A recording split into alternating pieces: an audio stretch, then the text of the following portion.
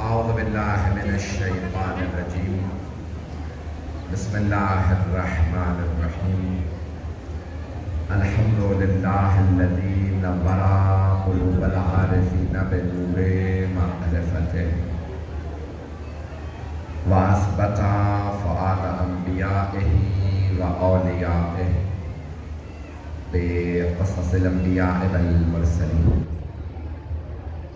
وأكمل إيمان المسلمين والمؤمنين بولاية علي أمير المؤمنين عليه السلام.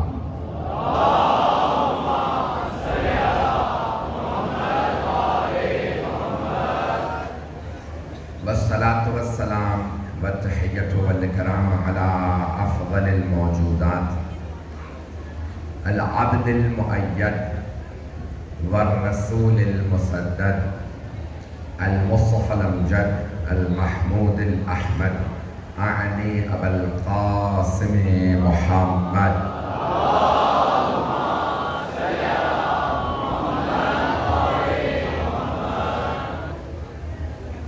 وعلى روحه ونفسه وسهره ووسيه سيد الأتقياء والأصفياء، مولى الموالي إمام المتقين علي بن أبي طالب.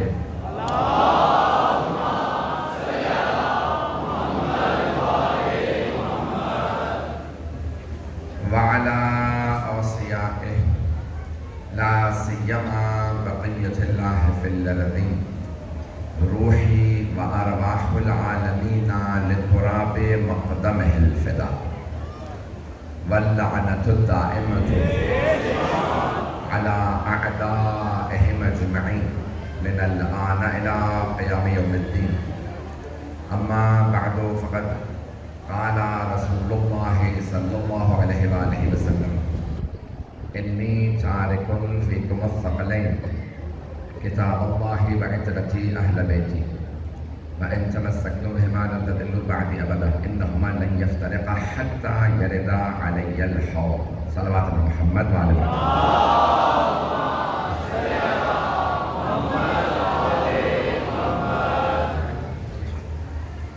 مومنین و مومنات، تاخیر بہت زیادہ ہو چکی ہے. میں بھی مسلسل مجالس پڑھتا ہوا آیا ہوں، اور اس کے بعد بھی مجالس ہیں. جو مطالب آپ کی خدمت میں پیش کروں نے قبول فرمائیے گا. اب میں آپ کے اپنے اور تمام پڑھنے والوں، تمام سننے والوں کے لیے صرف اتنی دعا کر سکتا ہوں کہ جناب سید سجاد اپنے بارگاہ میں قبول فرمائیں. آپ سب کا آنا جناب سیدہ قبول فرمائیں. ہم لوگ جتنے بھی بانیان ہیں، پڑھنے والے ہیں، سننے والے ہیں، ہم لوگ اصل عزادار نہیں ہیں. ہم تو ان کی سیرت پہ چلنے والے ہیں. اصل عزادار تو اہل بیت علیہم السلام، یہ ان کی عزاداری ہے. ہم غلام ہیں، خادم ہیں، اس مکتب پہ آئے ہیں. مجھے معلوم ہے بہت دور دور تک جہاں سے ہمارے ایسے لوگ موجود تھے، یہاں بیٹھنے کی جگہ نہیں، باہر بھی لوگ کھڑے ہیں جو مطالب پیش کروں. حبیب خدا کی بڑی مشہور و معروف حدیث ہے، اور تمام مسلمانوں نے اس کو انہی الفاظ سے لکھا جن الفاظ سے میں نے ادا کیا. ترجمہ کروں گا اور سن لیجئے گا. حبیب خدا فرماتے ہیں: انی تارکن فیکم الثقلین، میں چھوڑے جا رہا ہوں تمہارے درمیان دو گراں قدر چیزیں. میں نے لفظی ترجمہ کیا ہے، دوبارہ دقت کیجئے گا. کون فرما رہے ہیں؟ حبیب خدا. کن سے مخاطب ہے؟ ساری امت سے، لیکن سامنے کون ہے؟ صحابہ.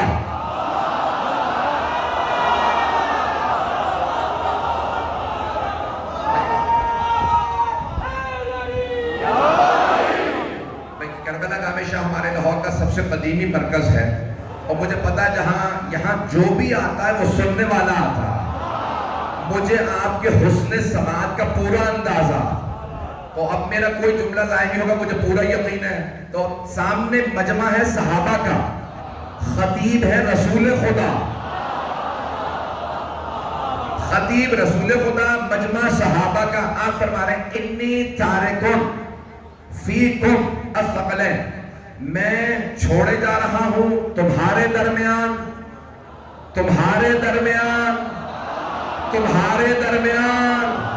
دو گراں قدر چیزیں، اللہ کی کتاب اور اپنی عطرت اپنے اہل بیت. حبیب خدا فرما رہے ہیں میں چھوڑے جا رہا ہوں دو گرم قدر چیزیں تمہارے درمیان. کس سے مخاطب ہے؟ صحابہ سے. صحابہ سے کہہ رہے ہیں تمہارے درمیان دو گرم قدر چیزیں چھوڑے جا رہا ہوں. تو ایک بات واضح ہو گئی, جن میں چھوڑے جا رہے ہیں وہ اور ہیں.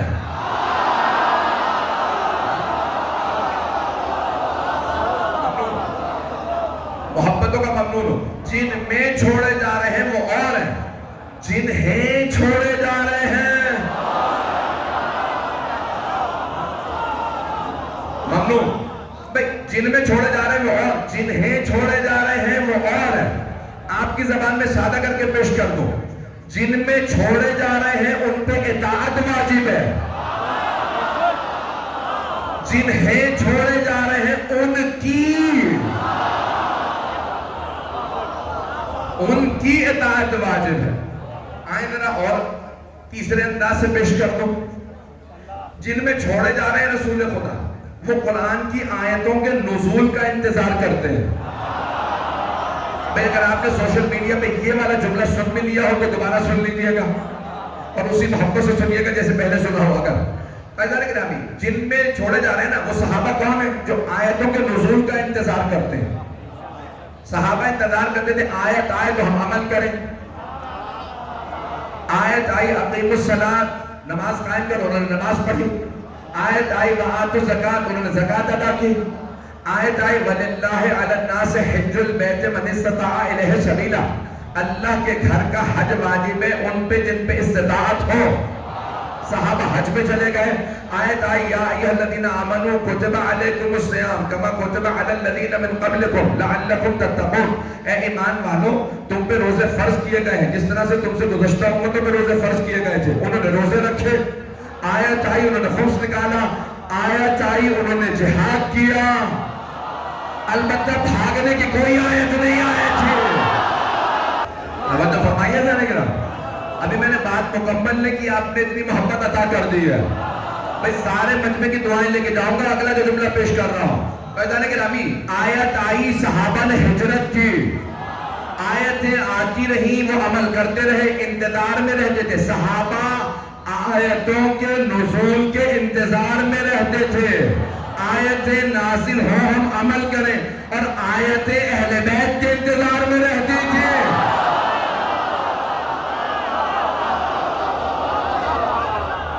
آیتیں اہل بیت کے انتظار میں رہتی تھی. یہ عمل کریں تو ہم نازل ہوں.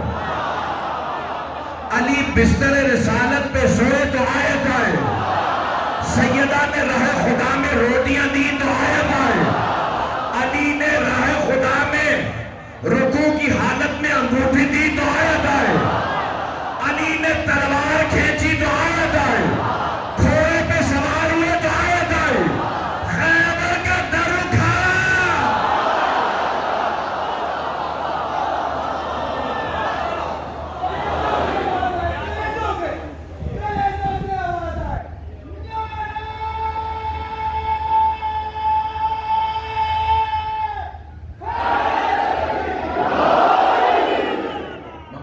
کی محبت ہو.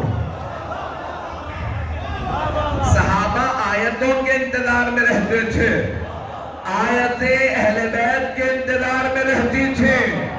توجہ دنیا والوں, کبھی بھی اہل بیت سے کسی کا مقابلہ نہ کرنا, صحابہ کا بھی مقابلہ نہ کرنا. صحابہ غلام اہل بیت مولا. اور اگر دلیل چاہیے, کیونکہ سارا مجمع نہیں بولا اس جملے پہ, آدھا مجمع بولا ہے. بھئی ساری امت رسول خدا کے غلام ہے یا نہیں ہے؟ ہاں نہ کیجئے گا, اگر نہ بھی کہیں گے تب بھی برا نہیں لگے گا. جو کہوں جہاں پہ مانے وہ ساتھ ساتھ تصدیق کیجئے گا. ساری امت ہے رسول خدا کے غلام, سارے صحابہ رسول خدا کے غلام. یہ میرا عقیدہ نہیں, سارے مسلمانوں کا عقیدہ ہے. سارے صحابہ رسول خدا کے غلام ہے یا نہیں؟ سارے صحابہ غلام تو پھر رسول خدا مولا.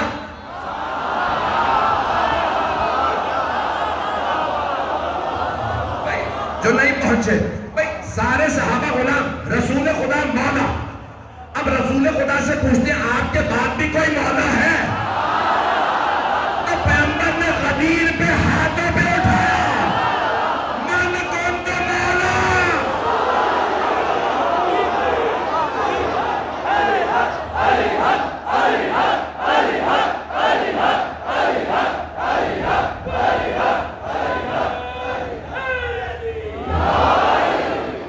کانوں پہ اٹھا کے بتائیں گے کون؟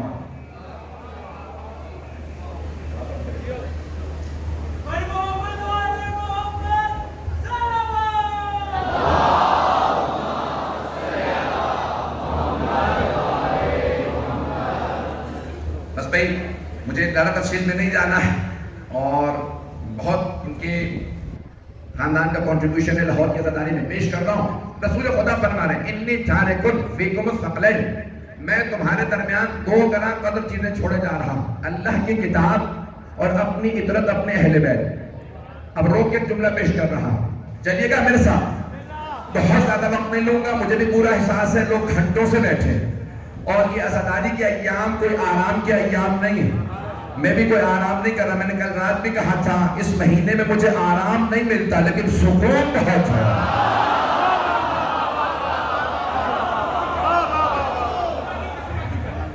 توجہ فرمائیے ذرا گرامی، توجہ گرامی، جیسے جیسے تقاضے تھے نا ویسے ویسے اللہ نے انبیاء کو معجزات عطا کیے۔ جناب موسیٰ کے دور میں جادو کا زور تھا تو انہیں دو معجزات دیے، ید بیضا جیب میں ہاتھ ڈال کے نکالتے نور نکلتا تھا، دوسرا عصا زمین پہ پھینکتے اژدہا میں بدل جاتا۔ جناب عیسیٰ کو دم عیسیٰ دیا، وہ بیمار کو ہاتھ لگاتے بینائی آ جاتی، بہرے کو ہاتھ لگاتے شنوائی آ جاتی، گونگے کو ہاتھ لگاتے گویائی آ جاتی۔ بات اگر پہنچا پائے جملہ کہنا چاہتا ہوں، عیسیٰ اگر شفا دے تو مسلمان مان لے، اور فخر عیسیٰ حسین بن علی۔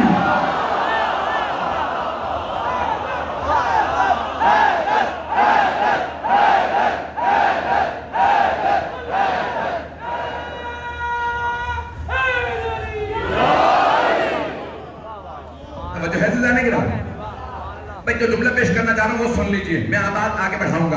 تو اب حبیب خدا جیسے تقاضے تھے ویسے معجزات اللہ نے انبیاء کو دیے۔ رسول خدا کے زمانے میں عربوں کو دو باتوں پہ بڑا ناز تھا، ایک اپنی زبان پہ ہم عرب ہیں باقی عجم، انہیں اپنی زبان پہ بڑا ناز تھا، دوسرے اپنی تلوار پہ بڑا ناز تھا، بات بات پہ لڑائی ہو جاتی تھی تلوار کھینچ لیتے تھے، نسلوں میں کشت و کشتار چلتا تھا، اور کتنی جنگیں ہوتی تھی مہینوں جاری رہتی تھی۔ تو اللہ نے کہا میرے حبیب ان کی دو باتوں پہ انہیں ناز ہے، میں ان کی دونوں باتوں کا آپ کو جواب دے رہا ہوں، معجزہ عطا کروں گا ایسا یہ دونوں کا جواب نہیں لا سکیں گے۔ ان کی زبان کا جواب قرآن ہے، ان کی تلوار کا جواب علم۔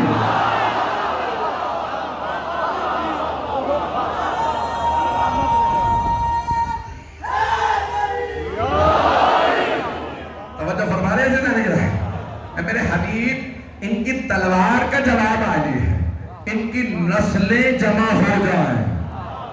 خدا کی قسم اچانک ایک ذہن میں جملہ آیا، میں کہتا ہوں یہ مولا کی عطا ہے۔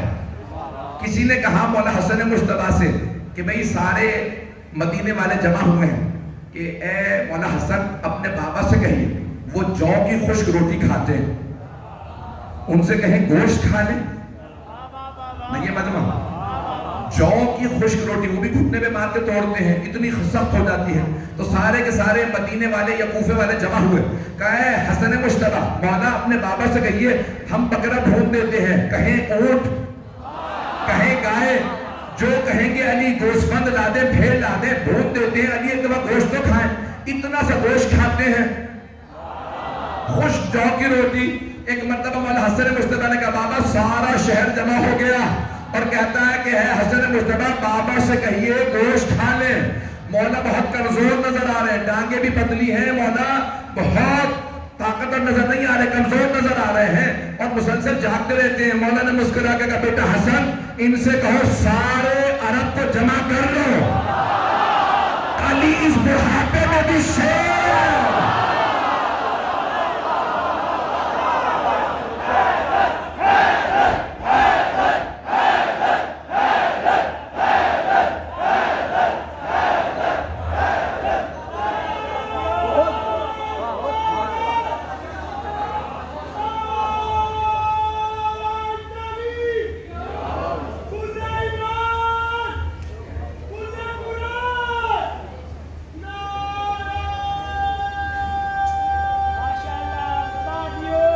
ماشاءاللہ مل کے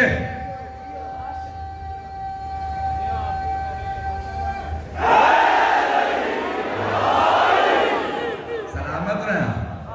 اب جناب امیر نے فرمایا کہا اے میرے بیٹا لخت جگر حسن اگر سارے عرب سے جمع ہو جائیں میں اکیلا سب کا مقابلہ کروں گا. علی علی ہے.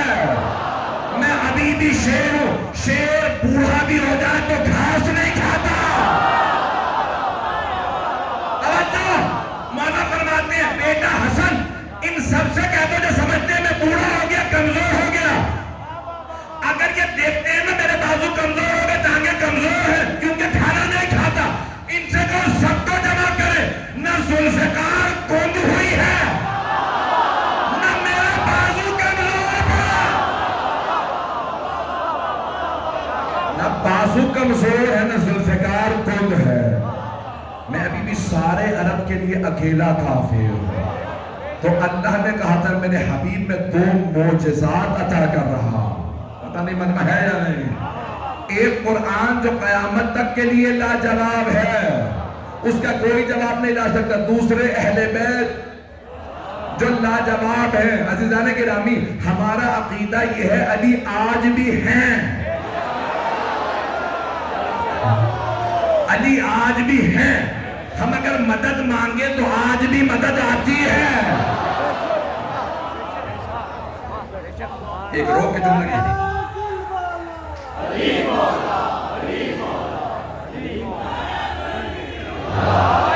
بھائی ٹائم زیادہ نہیں ہے تو یہاں حدیث کو مکمل کر دوں. اللہ اس وقت جی کر رہا تھا کہ میں اس انداز سے مولا کے کچھ فضائل پیش کروں کہ آپ پھر یہاں نہ ہو میرے ساتھ نجف میں ہو.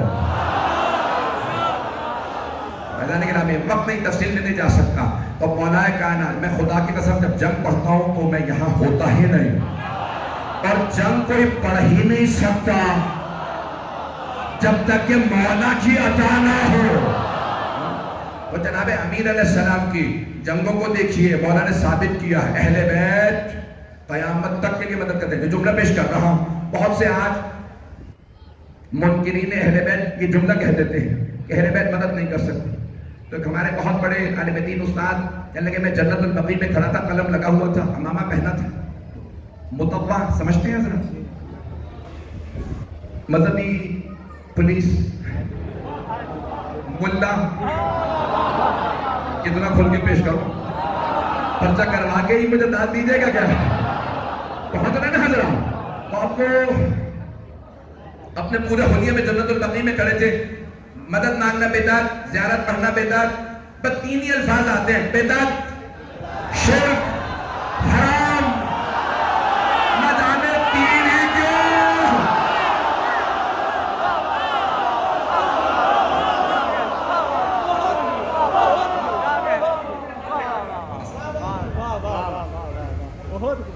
تمام حسینیوں کو سید سجاد کی شہادت کی شک کے واسطے اور سید سجاد کے 72 یوسفوں کا واسطہ کچھ نعرے لگاؤں گا. نجف تک آواز جائے نجف تک آواز جائے. نعرہ تکبیر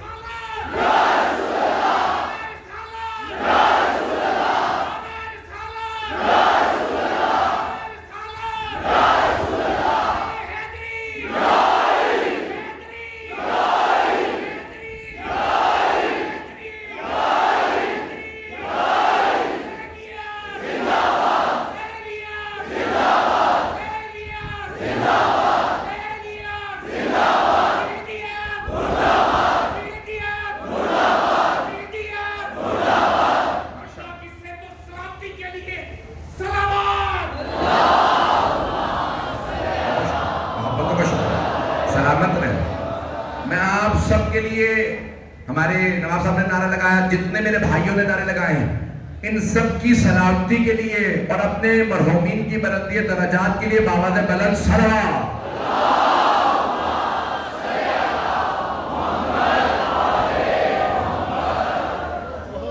توجہ ہے کہ وہ کہتے ہیں کہ میں جنت البقیع میں کھڑا تھا، اتنے میں مطبع یا شیخ یا ملا جو بھی کہہ لیجیے آیا اور اس نے کہا کہ یہ مدد نہیں کر سکتے، تم جنت البقیع میں حسن مجتبیٰ سے مدد کیوں مانگ رہے ہو؟ کہا تم سے مطلب ہی کچھ نہیں ہے، میں جو کروں۔ اس نے قلم نکالا ان کی جیب سے اور پھینک دیا، کہا اگر یہ مدد کر سکتے ہیں نا تو ذرا کہو اپنے حسن سے تمہیں قلم اٹھا کے دے دے۔ تو انہوں نے فرمایا کہا اچھا اگر تیری دلیل مان لو تو پھر تو اللہ بھی مدد نہیں کر سکتا۔ پتہ نہیں لوگ ہیں یا نہیں؟ تو انہوں نے کہا متوقعون اللہ، ذرا اللہ سے کہ قلم اٹھا کے دے دے۔ کہا پھر عقل کے اندھے یہ اس لیے نہیں بنے کہ تیرے قلم اٹھا کے دے، یہ چھوٹے کاموں کے لیے نہیں بنے، دنیا کی تقدیر ان سے چلتی ہے۔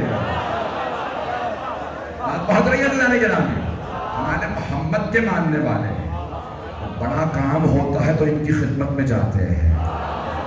ہماری تو اللہ کے پاس کوئی آبرو ہے نہیں، آپ کی ہے تو آپ کہہ دیجئے، یہ کہہ دے تو کام ہو جاتا ہے۔ بات بہت کہی جانے کے نام میں۔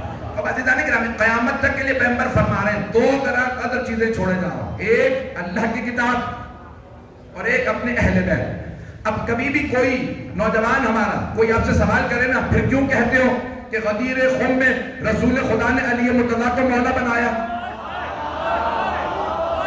نہیں، ہم نہیں کہتے رسول خدا نے بنایا، ہم کہتے ہیں بنایا اللہ نے، بتایا مصطفیٰ نے۔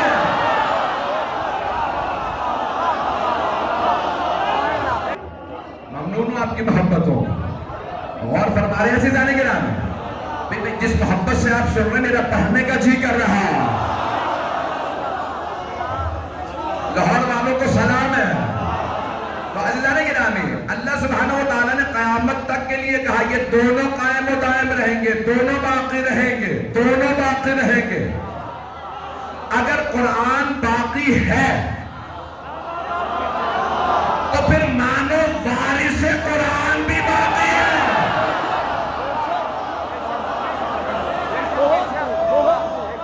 قرآن میراث ہے، اہل بیت وارث ہے۔ جب میراث باقی ہے تو وارث بھی باقی ہے۔ اور سارے مسلمانوں سے سوال کیجئے کل آپ نے گناہ کیا تھا، کیوں کیا تھا؟ کہا میں نے نہیں کیا، شیطان نے بہکا دیا تھا۔ اچھا شیطان سے ملے آپ؟ نہیں ملا تو نہیں ہوں، پھر کیسے بہکایا اس نے؟ کہا یوسوس فی صدور الناس، قرآن میں ہے دلوں میں وسوسہ کر دیتا ہے۔ توجہ، وہ سب کہتے ہیں دلوں میں وسوسہ کر دیتا ہے، بات ذہن میں ڈال دیتا ہے، نظر نہیں آتا۔ شیطان تو بغیر نظر آئے گمراہ کر دے، اور حجت خدا بغیر نظر آئے ہدایت کرے تو نہیں مانتے۔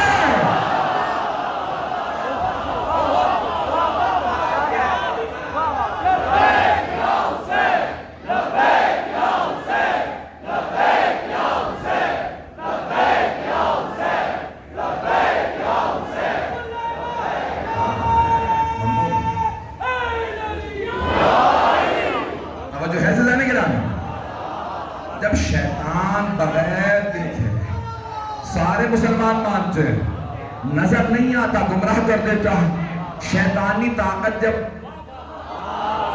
بغیر دکھے گمراہ کر سکتی ہے تو رحمانی طاقت، الہی طاقت، حجت اللہ، امام منصوص من اللہ، ولی اللہ کیسے غیبت میں ہدایت نہیں کر سکتے ہیں؟ ہمارا عقیدہ ہے کہ ہمارے 14 معصومین جو بھی پکارے مدد کرتے ہیں، اور صرف 14 نہیں، حضرت زینب کبریٰ، حضرت عباس ابن علی، حضرت علی اکبر علیہ السلام، جسے پکارو مدد کرتے ہیں۔ سارے مجمع کی توجہ ہو، خاص طور سے نواز صاحب آپ کے لیے جوڑے پہ کرو، مجمع کی توجہ ہو، ہم مردوں سے مدد مانگنا بدعت سمجھتے ہیں۔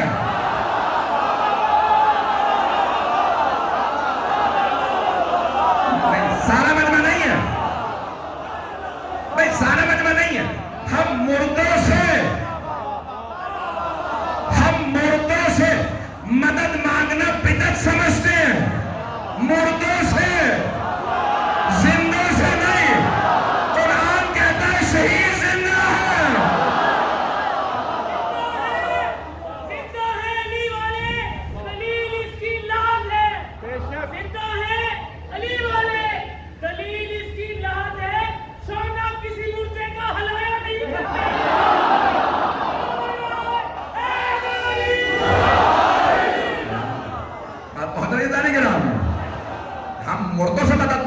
مانتے، شہید زندہ ہوتا.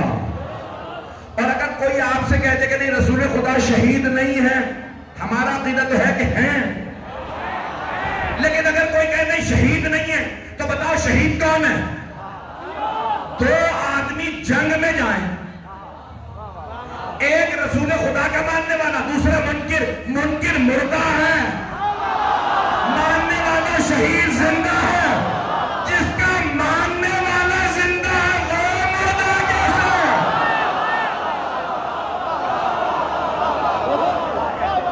آپ پہنچ گئی ہیں سارے گرام. ایک آخری جواب دوں گا، مجھ میں طاقت نہیں ہے پڑھنے. ایک آخری جواب سن لیجیے.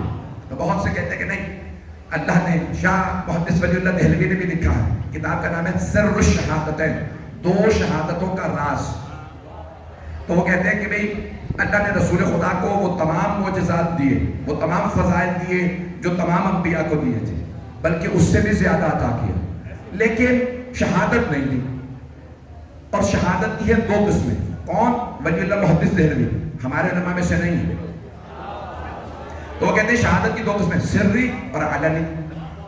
چھپی ہوئی شہادت اور کھلی ہوئی شہادت. چھپی ہوئی شہادت زہر سے ہوتی ہے، کھلی ہوئی شہادت تلوار سے ہوتی ہے. تو آپ شاہ محدث ولی اللہ دہلوی فرماتے ہیں کہ اللہ نے رسول خدا کو دو نواسے عطا کر دی. ایک کی سری شہادت تھی، دوسرے کی علنی. ایک کی زہر سے شہادت ہوئی، دوسرے کی تلوار سے. تو اب شاہ صاحب کہتے ہیں ان دو نواسوں کی شہادت ان کی شہادت نہیں ہے، بلکہ رسول خدا کی شہادت ہے. یہاں تک تھا شاہ صاحب کا کلام. اب آگے ہمارا بھی سن لیجئے. میں کہتا ہوں شاہ صاحب بہت اچھا فرمایا آپ نے. دونوں نواسوں کی شہادت ان کی شہادت نہیں ہے، رسول خدا کی شہادت ہے. تو پھر یہ بھی مانیے کہ ان دونوں کا قاتل ان کا قاتل نہیں ہے.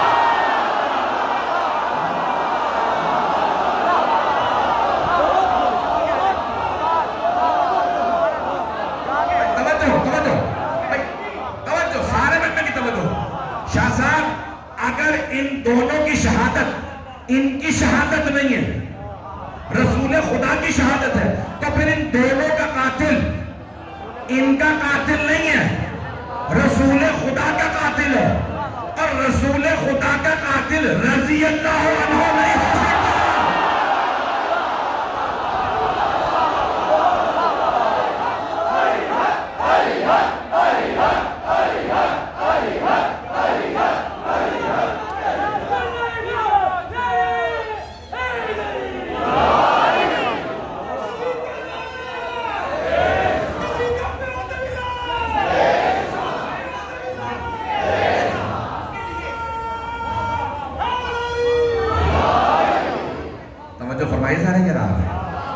میں ممنون ہوں آپ کی محبتوں میں. اب سمجھ میں آیا کہ اگر کوئی آل محمد کا قاتل ہو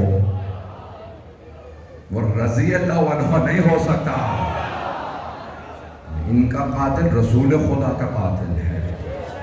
فضان گرامی، اب اگر چاہے بنو امیہ سے کوئی مروان ابن حکم ہو، عبد الملک ابن مروان ہو، جس نے پوری زندگی مولا سجاد کو زحمتیں دی، آج شب ہے اس امام کی شہادت کی جس نے یہ ساری عزاداری ہمیں عطا کی ہے. پانچویں امام فرماتے ہیں دنیا میں جتنا 5 افراد گریہ کر گئے ہیں نا، اب کوئی نہیں رو سکتا. جتنا 5 افراد گریہ کر گئے. کمانا کون کون کا؟ پہلے جناب آدم، جب ایک بیٹے نے دوسرے کا قتل کر دیا، قابیل نے حابیل کو شہید کر دیا، بہت روئے جناب آدم، بہت روئے، مسلسل روتے رہتے تھے. جب بہت زیادہ روتے تو ایک دن جناب جبرائیل نے کہا آدم، اللہ فرماتا ہے کہ ایک آخری نبی آ رہے ہیں، ان کا ایک نواسہ ہوگا، نام حسین ہوگا.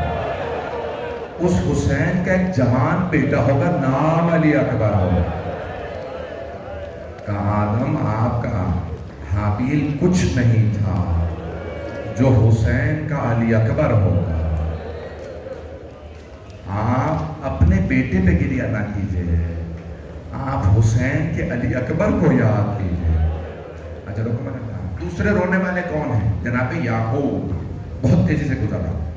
जनाब याकूब के 12 बेटे थे, एक जनाब यूसुफ आंखों से दूर हो गए।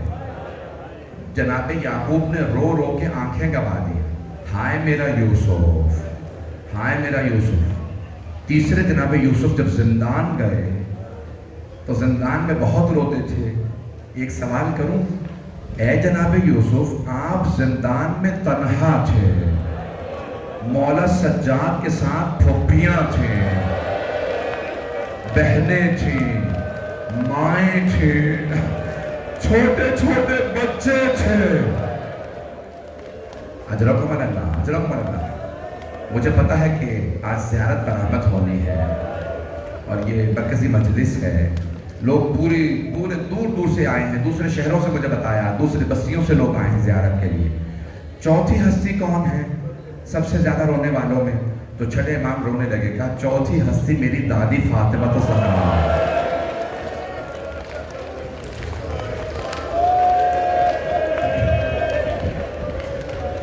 का मेरी दादी ज़हरा बहुत रोई, दुनिया में सबसे ज़्यादा रोने वालों में से है। किसी ने कहा मौला लेकिन आपकी जो दादी थी वो तो चंद महीने रसूल खुदा के बाद, उसके बाद शहीद हो गए।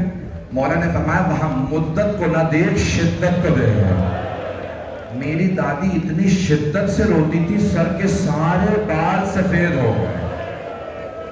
आए भाई पांचवी हस्ती को पेश कर दो। जानते हैं सबसे ज्यादा दुनिया में रोने वाले पांचवें कौन है? इमाम ज़ैनुल आबिदीन मौला सज्जाद पूरी जिंदगी करबला के बाद रोते रहे। 23 या 24 बरस के थे जब गिरिया शुरू किया, फिर पूरी जिंदगी रोते रहे। और जानते किस बात पे रोते थे? बात बात पे रोते थे। आपके खादिम ने वुजू का पानी सामने रखा, मौला ने कहा हाय हुसैन, हाय मेरे बाबा को पानी नहीं मिला। हाथ जोड़ के जुमला पेश करूंगा, जिन्होंने सर झुका रखे जरा आंखें बंद करके मदीने चलिएगा। मौला बात बात पे रोते थे। आपका एक चाहने वाला आया का मौला मेरे भाई की शादी है तशरीफ लाइए। मौला ने कहा हाय अली अकबर। फिर रो के फरमाया जब से अली अकबर की शहादत हुई है मैं शादियों में नहीं जाता। कहा मौला अगर आप आ जाएं। मौला ने कहा आऊंगा एक शर्त पे, कुछ देर के लिए मेरे भाई अली अकबर के मसाइल पढ़ देना। अजरकुम अल्लाह, अजरकुम अल्लाह। बस मैं जानता हूँ ताबूत की ज़ियारत की तैयारियां हो रही हैं, सब मिलकर देखेंगे। एक और जुमला पेश करूँ, किसी ने आके कहा मौला मेरे घर में बच्चे की विलादत हुई है। बस जैसे कहा ना बच्चे की विलादत हुई है, मौला ने कहा हाय अली असगर।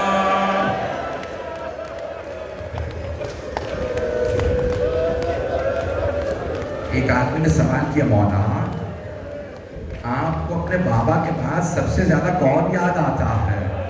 मौला ने फरमाया मुझे अपने भाई और बहन बहुत याद आते हैं। मौला की एक छोटी सी बहन थी, मौला फरमाते मुझे उस बहन के सवाल बहुत रुलाते थे। कहा मौला क्या सवाल करती थी? आपकी बहन आपसे क्या सवाल फरमाती थी? मौला ने फरमाया अक्सर मेरी बहन कहती थी हमें 2 तरह के जिंदान मिले, एक ऐसा था जिसमें हाथ को हाथ सुझाई नहीं देता था, इतनी तारीकी थी। दूसरा ऐसा था उसकी छत नहीं थी। हम बाजार में उस जिंदान में बैठे थे। मेरी छोटी सी बहन ने कहा भैया ये परिंदे कहाँ जा रहे हैं? मौला ने फरमाया बहन ये दाना चुगने जा रहे हैं। शाम हुई, परिंदे दोबारा नजर आया। भैया अब ये परिंदे कहाँ जा रहे हैं? का बहन ये अपने आशियानों को वापस जा रहा है। छोटी सी बीवी ने रो के सवाल किया भैया परिंदे तो अपने घरों को वापस चले जाते हैं, क्या कैदी भी घरों को वापस जाते हैं या कैदी जिंदानों में मर जाते हैं? अजरकुम अल्लाह, अजरकुम अल्लाह। बस भाई कोई रोने में बुख़्ल ना करे। आज उस इमाम का पुरसा जनाब सैयदा को पेश करना है जिन इमाम ने पूरी जिंदगी मौला हुसैन पे गिरिया किया। अजरकुम अल्लाह, अजरकुम अल्लाह। एक मर्तबा मौला सज्जाद से जनाब सकीना ने पूछा भैया میں نے زندگی میں آج تک کبھی آپ کو پاؤں پھیلائے نہیں دیکھا. بھیا آپ نے پاؤں کیوں پھیلائے؟ کہ بہن میرے پاؤں میں کانٹے لگے ہیں. ایک مرتبہ کسی نے پوچھا مولا اس میں رونے کی بات کیا ہے؟ کہ میری بہن نے ایک ایک کانٹا میرے پاؤں سے نکالا. کہ مولا اس میں بھی رونے کی بات کیا ہے؟ کہ رونے کی بات یہ ہے میری بہن کے پاؤں میں بھی کانٹے